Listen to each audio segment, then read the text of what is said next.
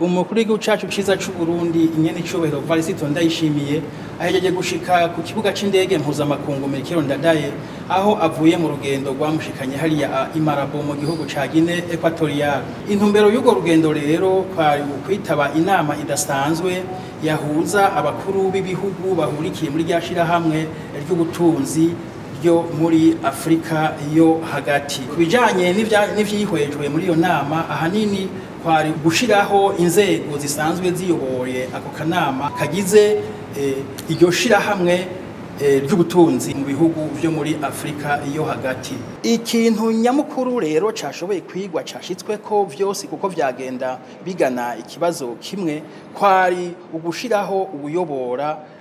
ako kanama. Uburundi rero bukaba bwasubiye gutashwa iteka ryasubiye gutaha i Burundi kuko iyo nama y'abakuru b'ibihugu yaciye igena umushinga ntahe Ezekiel Nibigira akaba ari umuntu afise ubunararibonye mu vy'imigenderanire, akaba ari umuntu azi cane ivyo imigenderanire n'ibihugu vyo muri Afrika muri rusangi, ariko na cane n'ivyo muri iryo shirahamwe nyene ry'ubutunzi rihurikiwemwo n'ibihugu vyo muri Afrika yo hagati. Muri rusangi rero twovuga yuko urwo rugendo rwari urugendo rukomeye cane, ego twarahakuye ico kindi kibanza mu bibanza vyinshi Burundi bugize iminsi buronka mu vyo guserukira amashirahamwe yari mu makungu, ariko twovuga yuko urugendo cane rwaje nko gusubira gushimangira, gusubira kwerekana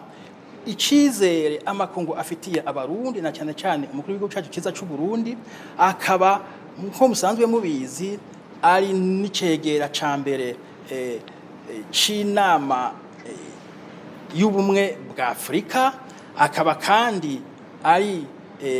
n'umukuru w'ishirahamwe ry'ubudandaji Komesa,